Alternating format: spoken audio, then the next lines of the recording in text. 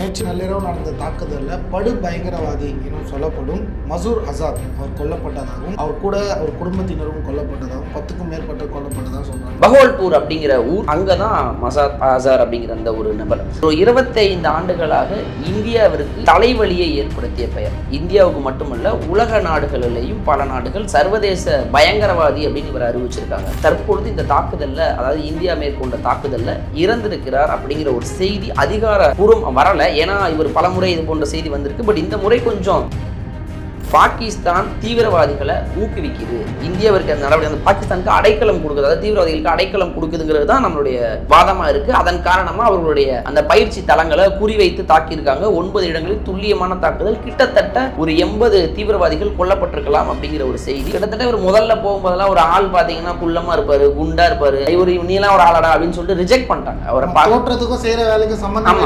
ஆமா, அப்படித்தான் இருக்கும். அப்படித்தான் இந்தியாவும் நினைத்து ஒரு விடுதலை செய்யும் போது என்னன்னா 99 அந்த விமான கடத்தல் நடந்தது. நேபாளத்திலிருந்து புறப்பட்ட இந்திய ஏர்லைன்ஸ் விமானத்தில் ஒரு 154 பயணிகளை வந்து ஹைஜாக் பண்றாங்க ஒரு 5 தீவிரவாதிகள். அப்ப அவங்க சொன்ன டிமாண்ட் என்னன்னா ஒரு 3 பேரை விடுவிக்கணும். அதுல முக்கியமான பேர், இதோட முக்கியமா மும்பை தாக்குதல், பதான்கோட் தாக்குதல், புல்வாமா தாக்குதல், இப்படின்னு அனைத்து தாக்குதல்லையும் முன்னணியாக பின்னணி மூளையாக இருந்து செயல்பட்டவர் இவர் தான். மும்பை தாக்குதலில் மெயினாக ஈடுபட்ட அஜ்மல் கசாபி இவர்கிட்ட பயிற்சி எடுத்ததா. அவங்க ஜெய்ஷ் இ முகமது ஒரு அமைப்பு, அவங்களுக்கு கீழே ஒரு 10 கிளை அமைப்பு, 20 கிளை அமைப்பு, அதுகள் வர்ற ஒருத்தர் தான். அவரை கொன்றிருந்தால் இந்தியா 25 ஆண்டுகளாக சிம்ம சொப்பனமா இருந்த ஒருத்தரை வந்து கொன்றிருக்கு அப்படின்னு எடுத்துக்கலாம். இது உலக அரங்கில் இந்தியாவுக்கு கிடைத்த ஒரு பெரிய வெற்றி. அறம் நாடு நேயர்களுக்கு அன்பு வணக்கம். இன்று நம்முடன் இருந்திருப்பவர் அறம் நாடு நந்தா அவர்கள். வணக்கம். வணக்கம். பகல்காம் பயங்கரவாதிகள் நடத்திய ஒரு தாக்குதலில் இந்தியா மிகவும் ஒரு பாவமான ஒரு சூழ்நிலையில் இருந்துச்சு, பரிதாபமான ஒரு சூழ்நிலை இருந்துச்சு. ஏன் இந்த மாதிரிலாம் நடக்குது இந்தியாவுக்குள்ளே, யார் இவங்கன்றது பேச்சு போயிட்டே இருந்துச்சு. நேற்று நள்ளிரவு நடந்த தாக்குதலில் படு பயங்கரவாதி என சொல்லப்படும் மசூர் அசாத் அவர் கொல்லப்பட்டதாகவும் அவர் கூட அவர் குடும்பத்தினரும் கொல்லப்பட்டதாகவும் 10க்கும் மேற்பட்ட கொல்லப்பட்டதாக சொல்கிறாங்க. ஏன் இந்த மசூர் அசாத்தை மட்டும் இவ்வளோ மெயினாக பேசுகிறாங்க, படு பயங்கரவாதின்னு சொல்கிறாங்க? ஏன் இந்தியா இவரை குறி வச்சு தாக்குதலுக்கான காரணம் என்ன? ஆக்சுவலி நம்ம பகல்காம் தாக்குதல், பைசரன் பள்ளத்தாக்கில் நடந்த தாக்குதலில் 26 பேருக்கு மேற்பட்ட உயிர்கள் வந்து பலியாச்சு. இந்த தாக்குதலுக்கு இந்தியா வந்து ஒரு இராணுவ நடவடிக்கை எடுப்பாங்க அப்படிங்கிறது வந்து ஒரு போர் ஒத்திகைகள்லாம் சொல்லப்பட்டது இல்லையா. நேற்று இரவு சரியாக 1:44க்கு பாகிஸ்தான் எல்லைக்கு உள்ள ஒரு 4 இடங்கள், பாகிஸ்தான் ஆக்குபைட் காஷ்மீர் POK, அங்கே வந்து ஒரு 5 இடங்கள், மொத்தம் 9 இடங்களில் துல்லியமாக இராணுவம் வந்து துல்லியமாக ஒரு குறிப்பிட்ட இடங்களை மட்டும், அதாவது பொதுமக்கள் பாதிக்காதவாறு ஒரு மிகுந்த உளவுத்துறையிலிருந்து பெறப்பட்ட தகவலின் அடிப்படையில் சில இடங்களை குறி வச்சு தாக்குறாங்க. குறிப்பாக பகோல்பூர், இந்த பகோல்பூர், முருட்கே, ஷியால்கோட் அப்படிங்கிற பாகிஸ்தானில் இருக்கக்கூடிய அந்த பாகிஸ்தான் பஞ்சாப் மாகாணத்தில் இருக்கக்கூடிய பகுதிகள். பகோல்பூர் அப்படிங்கிற ஊர், அங்கே தான் மசாத் அசார் அப்படிங்கிற அந்த ஒரு நபர். இந்த பெயர் இருக்கு இல்லையா, இந்த பெயர் ஒரு 25 ஆண்டுகளாக இந்தியாவிற்கு தலைவலியை ஏற்படுத்திய பெயர். இந்தியாவுக்கு மட்டுமல்ல, உலக நாடுகளிலேயும் பல நாடுகள் சர்வதேச பயங்கரவாதி அப்படின்னு இவர் அறிவிச்சிருக்காங்க.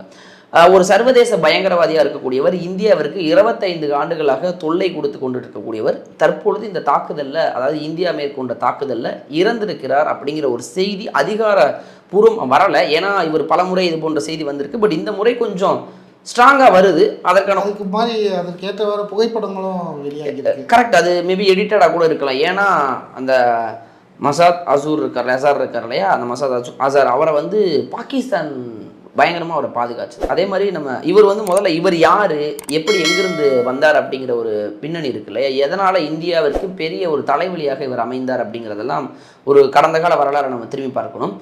நிச்சயமாக இந்த இராணுவ நடவடிக்கையை வந்து இந்தியாவிற்கு பாராட்டணும். என்னன்னா பாகிஸ்தான் தீவிரவாதிகளை ஊக்குவிக்குது, இந்தியாவிற்கு அந்த நடவடிக்கை, அந்த பாகிஸ்தானுக்கு அடைக்கலம் கொடுக்குது, அதாவது தீவிரவாதிகளுக்கு அடைக்கலம் கொடுக்குதுங்கிறது தான் நம்மளுடைய வாதமாக இருக்குது. அதன் காரணமாக அவர்களுடைய அந்த பயிற்சி தளங்களை குறிவைத்து தாக்கியிருக்காங்க. 9 இடங்களில் துல்லியமான தாக்குதல், கிட்டத்தட்ட ஒரு 80 தீவிரவாதிகள் கொல்லப்பட்டிருக்கலாம் அப்படிங்கிற ஒரு செய்தி.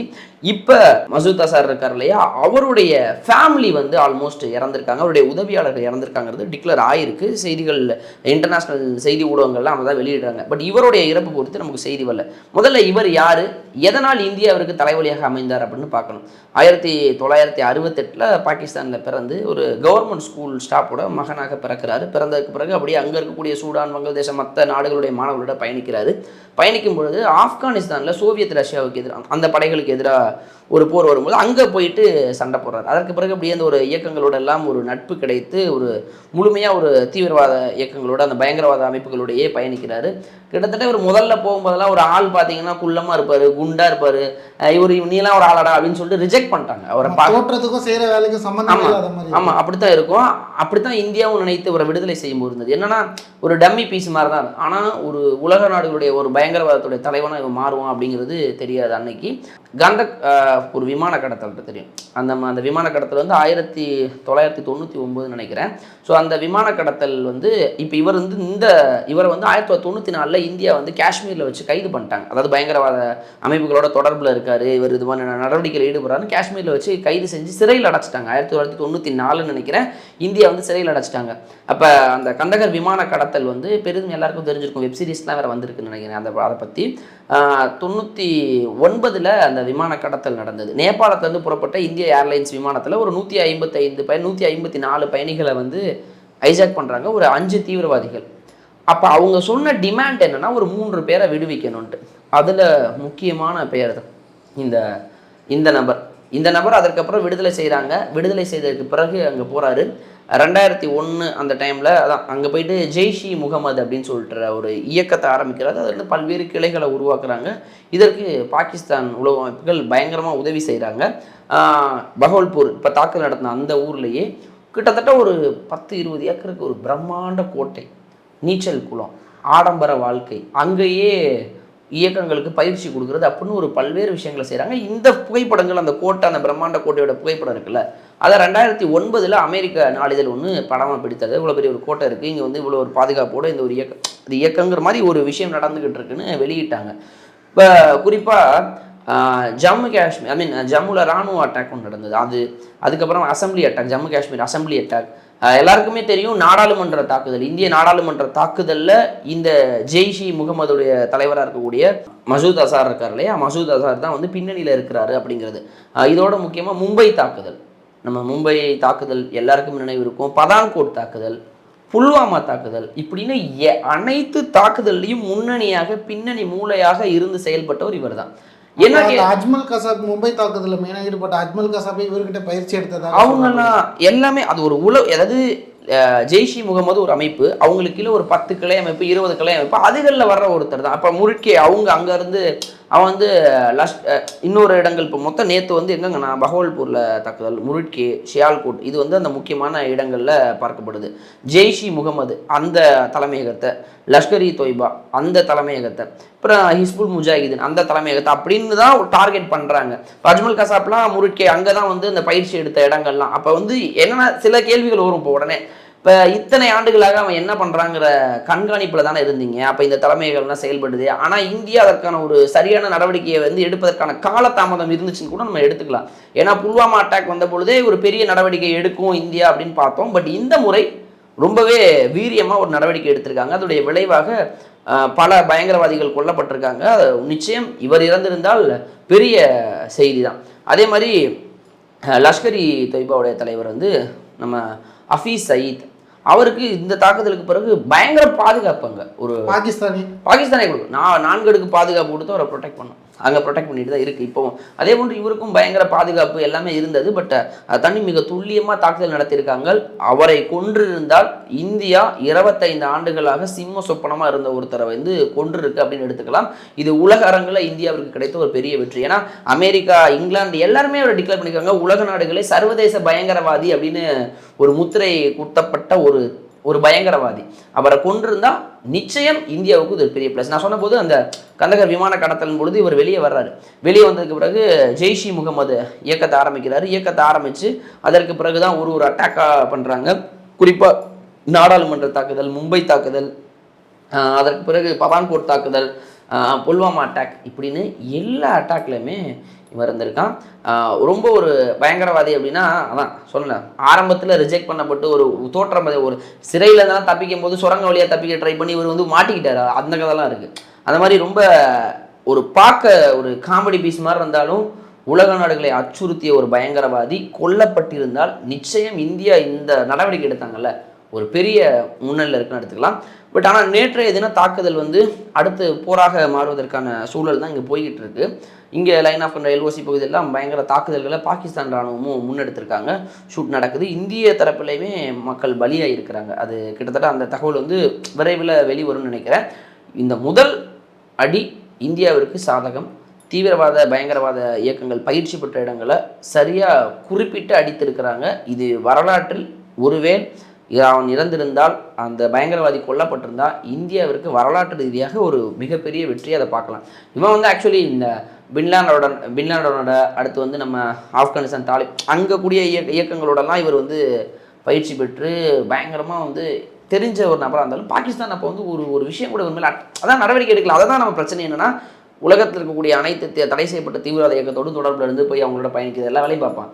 இப்போ பாகிஸ்தானில் தான் இருப்பான். பாகிஸ்தானே அடைக்கலம் கொடுக்கும். அதுதான் இந்தியா கிளைம் பண்ணுறது. அது ஒரு பயங்கரவாதிக்கு நீங்கள் அடைக்கலம் கொடுத்து ஊக்குவீங்களே அப்படிங்கும்பொழுது இதுதான் இப்போ வந்து என்ன சொல்லுவாங்கன்னா, நமக்கு வந்து அந்த பயங்கரவாதிகளை டார்கெட் பண்ணணும், நம்ம பாகிஸ்தான் மேலே போர் போடுறதுக்கான அவசியம் இல்லையே அப்படிங்கிறதா எல்லாரோட கூட்டிருப்போம். ஆனால் பாகிஸ்தான் உலகமைப்பும் பாகிஸ்தான் என்ன பண்ணுதுன்னா, இவங்களுக்கு அடைக்கலம் கொடுத்து பாதுகாத்தா வேற என்ன பண்ண முடியும்? இவங்க இங்கே இருந்தால் பரவாயில்ல. ஆனால் இவன் வந்து கடைசியாக இங்கேயுமே பகவல்பூரில் தென்பட்டான். அதுக்கப்புறம் ஆளக்கானா ஒரு 2022 அப்புறம் பெருசாக வரல. இப்போவே ஆல்மோஸ்ட் வந்து கிட்னி ஃபெயிலியர் ஆகி ரொம்ப பாதிப்படைந்திருக்கிறாங்கிற ஒரு செய்தியெல்லாம் வந்திருந்தது. திடுப்புன்னு ஒரு தாக்குதல், அதில் இவங்க கொல்லப்பட்டிருக்கலாங்கிற செய்தி. பட் அவருடைய குடும்பத்தினர் வந்து ஒரு 10க்கும் மேற்பட்டோர் பலியாகியிருக்காங்க அப்படிங்கிற செய்தி வந்திருக்கு.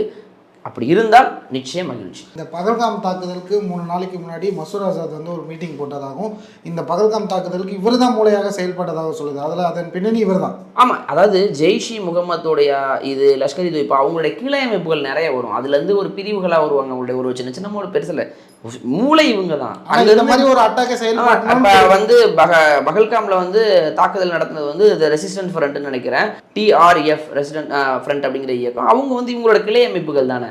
அவங்களுடைய கிளை அமைப்புகள் தாங்கும் போது பின்னணி அவங்க தான். இவங்க தான் வந்து கிளை அமைப்பாக இருந்தாலும் தலைமை இவங்க தான். ஆமாம், இப்போ நான் தான் சொன்னேன்ல, இப்போ அந்த ஜெய்ஷி முகமது தனக்குன்னு ஒரு தனி கோட்டையை கட்டிக்கிட்டு ஒரு இயக்கங்கள் அங்கே வச்சுக்கிட்டு ஒரு பெரிய ஆனால் இப்போ சொல்லுவாங்க, அப்போ அந்த கோட்டை அங்கே இருக்குன்னு தெரியுது, அங்கே தான் பயங்கரவாத பாதுகாப்பு ட்ரைனிங் தராங்கன்னு தெரியுது. ஏன் இந்தியா நடவடிக்கை எடுக்கல அப்படின்னா, இப்போ பல நேரங்களில் வந்து எனக்கு இந்த கேள்வி எனக்குள்ளுமே தனிப்பட்ட முறையிலே தோணும். இப்போ இத்தனை தாக்குதல்களில் பின்னணி மூலையாக இருக்கக்கூடியவர்களை ஏன் வந்து கண்காணித்துட்டே இருக்கணும் அப்படிங்கிறவர்னா, சர்வதேச பயங்கரவாதியாக அவரை அறிவிக்கிறதற்கு பல முன்னெடுப்புகள் எடுத்தாங்க. அது வந்து அனைத்து நாடுகளும் செய்வதில் அவருடைய சொத்துக்கள் எல்லாத்தையும் முடக்கிறதுக்கான ஒரு முயற்சி, பொருளாதார ரீதியாக அவங்கள முடக்கிறது, இப்படின்னு பல வேலைகளை முன்னெடுத்தாங்க. பட் இந்த முறை இராணுவ நடவடிக்கையை எடுத்திருக்காங்க. அது நிச்சயம் வரவேற்கத்தக்கது அப்படி தான் சொல்லணும். இன்னும் ஒரு சிலருக்கு இந்த கருப்பாடு சொன்னேன் இல்லையா, அந்த மாதிரிலாம் இருக்குது. இந்த போர், அதாவது போராக மாறும் பட்சத்தில் இந்த நடவடிக்கையால் இந்த தீவிரவாதிகள்லாம் கொல்லப்பட்டால் நிச்சயம் மகிழ்ச்சி. ஏன்னா இந்த 25 வருஷத்தில் இந்தியா மீது நடந்த முக்கிய தாக்குதலின் மூளை இவர்கள் தான். அப்பாவி மக்கள், ராணுவ வீரர்கள், நாடாளுமன்ற தாக்குதல், மும்பை தாக்குதல், பதான்கோட் தாக்குதல், புல்வாமா அட்டாக்லாம் வந்து ஒட்டுமொத்த தேசத்தையும் உழுக்குச்சு. நான் அப்போதே எதிர்பார்த்தேன். பட் அதற்கு பிறகு சில நேரங்களில் வந்து இவர் கொல்லப்பட்டார் அப்படிங்கிற செய்திலாம் வரும். பட் கடைசியாக 2022 அந்த வெளியே வந்த இதெல்லாம் இருந்துச்சு. பட் உளவுத்துறை மிக துல்லியமாக வாட்ச் பண்ணி தான் டேட்டாஸ் கொடுத்ததாகவும் அதன் அடிப்படையிலே தாக்குதல் நடத்தப்பட்டதாகவும் சொல்லப்படுது.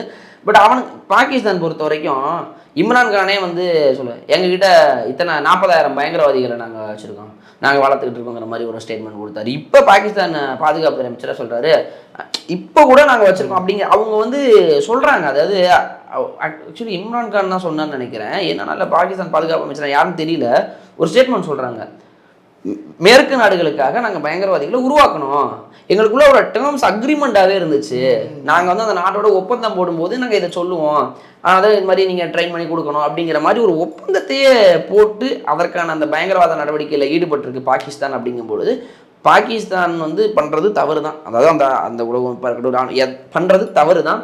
அப்படி இருக்கும் பொழுது உலக நாடுகள் இதை இந்த நேரத்தில் இந்தியாவிற்கு கை கோர்த்து நிற்கிறாங்க. அனைத்து நாடுகளுமே, அமெரிக்கா கூட பெருசாக வான் பண்ணலை, நம்மளை எதுவும் கேட்கல, லைட்டாக. சீனாவுமே வந்து பெருசா வருத்தம் அளிக்குது. ஆனா வந்து ஆப்வியஸ்லி ரஷ்யா இந்தியா ரஷ்யா உறவுங்கிறது ஒரு வலுவான. முக்கியமாக இஸ்ரேல் வந்து ட்விட்டர்லயே சரி ஆபீஷியல் அக்கவுண்ட்ல எல்லாத்துலயுமே இந்தியா கூட நாங்க கைகோர்த்து இருக்கோம். அது காரணம் கிளைம் பண்றாங்க. அது காரணம் வந்து இந்த நேரத்துல இஸ்ரேல் இப்படி வர்றது காரணம் வந்து அங்க ஹமாஸ் பயங்கரவாத இயக்கத்தை நாங்க ஒழிக்கிறோம்ல, இப்போ பயங்கரவாதம் எந்த ரூபத்தில் வந்தாலும் நாங்கள் எதிர்க்கிறோங்கிற ஒரு கிளைம் அங்கே பண்ண வருவாங்க. பட் அங்கே இருக்க பிரச்சனை கொஞ்சம் சற்று வேறு.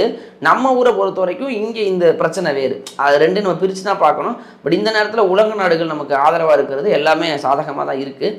பட் அதாவது போர் அப்படின்னு வந்துருச்சுன்னா அதோடைய விளைவுகள்ங்கிறது கொஞ்சம் அதிகமாகவே இருக்கும். அதை பாகிஸ்தான் அவ்வளோ தூரம் முன்னெடுப்பாங்க தெரியல. பாகிஸ்தானை பொறுத்த வரைக்கும் பெரிதளவுள்ள இராணுவ பலம் இருக்குது. இராணுவ பலம் இல்லைன்னா சொல்ல முடியாது. அவங்களும் ஒரு அணு ஆயுத நாடு தான். சீனா தான் அதற்கெல்லாம் பெரும் பேக்கப்பாக இருந்தாங்க. சீனா தான் பெரிய அளவு உதவியாக இருந்தது. பட் இந்த விவகாரத்தில் சீனா சொல்கிறதுமே இந்த பயங்கரவாதத்தை எந்த ரூபத்திலும் எதிர்ப்போம்னு சொல்கிறாங்க. அப்படி இருக்கும்பொழுது சீனா அதில் தலையிடாமல் இருந்ததுன்னா ஒரு இந்தியா பாகிஸ்தான் பிரச்சனையாக இருந்ததால் நிச்சயம் இந்தியா அதில் வெற்றி அடையும். அதில் எந்த ஒரு மாற்று கருத்துமே கிடையாது. கார்கில் நிறைய நம்ம பார்த்துருக்கோம் நிச்சயமாக. பட் இந்த நடவடிக்கை வரவேற்கத்தக்கது. குறிப்பாக நம்ம அந்த அசார் இருக்கா இல்லையா, மசூத் அசார், அவர் கொல்லப்பட்டிருந்தால் மகிழ்ச்சி. அதே போன்று இன்னும் ஒரு சில கருப்பாடுகள்லாம் இருக்குது. அதையும் களை எடுக்க இந்திய ராணுவம் முனைப்போடு இருக்காங்க. முதல்ல இந்த ஆப்ரேஷன் சிந்தூருக்கு ஒரு ராயல் சல்யூட் தான் நம்ம சொல்லணும். அடுத்த சில விஷயங்கள் நம்ம இன்னொரு வீடியோவில் பேசுவோம். பகல்காம் தாக்குதலுக்கு 10 நாளாக இந்தியா என்ன பண்ணுதுன்னு எல்லாம் கேட்டவங்களுக்கு இது ஒரு இந்தியா இதுவும் பண்ணுன்ற மாதிரி காட்டுச்சு. முப்படை தளபதிகளும் இதில் முனைப்பாக செயல்படுறாங்க. மெயினாக இதில் விமானப்படை தான் முக்கிய பங்கு வச்சிருக்கு. அதனால் அவர்களுக்கு வாழ்த்துக்கள். இந்தியா பெரும் அளவில் பலத்தில் இருந்தாலும் அப்பாவி மக்களை தாங்காமல் பயங்கரவாதிகளை தாக்குது. இந்த இடத்துலையும் இந்தியா மனிதநேயத்தோடு செயல்படுறதுன்றதை பாகிஸ்தானும் சரி உலக நாடுகளும் எல்லாமே பார்க்குது. ஆக்சுவலி இந்த இடத்துல நம்ம இன்னும் கப்பற்படை இதெல்லாம் நம்ம போடாதான் இன்னும் போரால போல இன்னும் நம்ம வெறும் தீவிரவாத இயக்கங்கள் செயல்படக்கூடிய இடங்களை குறிவைத்து அழிப்பது மட்டுமே இந்தியாவின் நோக்கமே தவிர அப்பாவி பொதுமக்களை, ஏன்னா நம்ம அப்படித்தான் சகோதரத்தோட பார்க்குறோம். பட் அங்கே இருக்கக்கூடிய அந்த பாகிஸ்தான்லேருந்து வரக்கூடிய செய்திகளே போர் வேண்டாம், இந்தியா கூட வேண்டாம்ன்றது. பாகிஸ்தானில் நீங்கள் ஆக்சுவலி நான் அதை ஒரு இடத்த சொல்கிறேன். ஒரு சின்ன பையன் ஒரு பாடகர் ஒருத்தர், ஒரு பாகிஸ்தான் தந்தை வழி நம்ம இந்தியாவோட பாடகர் தான். அவர் ஒரு ட்வீட் போட்டிருந்தான்னு நினைக்கிறேன். அவர் பேர் எனக்கு தெரியல, சரியா ஞாபகம் இல்லை. அவர் போட்டிருந்தார், ஒரு பாகிஸ்தான் சிறுவன் அவர்கிட்ட சொன்னதா, நல்ல வேலை நீங்களாம் புண்ணியம் பண்ணிட்டீங்க பாருங்க, முன்னாடி பாகிஸ்தானை விட்டு போயிட்டீங்க, எங்களுக்கு வெளிநாட்டு குடியுரிமை கிடைச்சா நாங்களும் போயிடுவோம் அப்படின்ட்டு. ஏன்னா பாகிஸ்தானை இந்த இந்த ஒரு இவ்வளோ வருடங்களில், ஒரு 40-50 வருடங்களில் அகல பாதாளத்தில் போய் கிடக்கு, பொருளாதாரம் செத்து கிடக்குது. போர் வந்துச்சுன்னா ஒரு இப்போ யாருக்காக போர்? ஒரு நாடு அங்கே இராணுவம் அங்கே எல்லாமே இழந்து கிடக்கிறது. பாகிஸ்தான் இந்த முறை பலவீனமாக இருக்குது. பொருளாதார ரீதியாக, இராணுவ ரீதியாக, அனைத்து ரீதியாகவும் பலவீனமாக இருக்குது. இந்த தீவிரவாத இயக்கங்களை ஊக்குவிக்கிற இந்த செயல்போக்கை கண்டித்து தான் அந்த நடவடிக்கையை தவிர மற்ற எதுவும் கிடையாது. நிச்சயமாக இந்த நடவடிக்கை வெற்றியில் தான் முடியும். இத்தனை வருஷத்தில் எப்படின்னு எனக்கு தெரில. ஏன்னா அப்போது பல அரசியல் காரணங்கள், இங்கே பல்வேறு சூழல்கள் அப்படி இருந்தது. பட் இந்த முறை நிச்சயமாக இதை மோடி அரசியல் காரணங்களுக்கு அப்பாற்பட்டு இந்திய தேசத்திற்காக அதை செஞ்சிருக்கிறாரு. எதிர்கட்சி தலைவர் எல்லாருமே அரசு செய்யாமல் எல்லாருமே மோடிக்கு வரவேற்கிறத நம்ம எல்லாருமே பார்க்குறோம். வருங்காலங்களில் ராணுவ வீரர்களுக்கும் சரி, நம்ம ராணுவத்துக்கும் சரி துணை அனுப்போம். நேரம் தந்து பதிலளித்ததுக்கு நன்றி.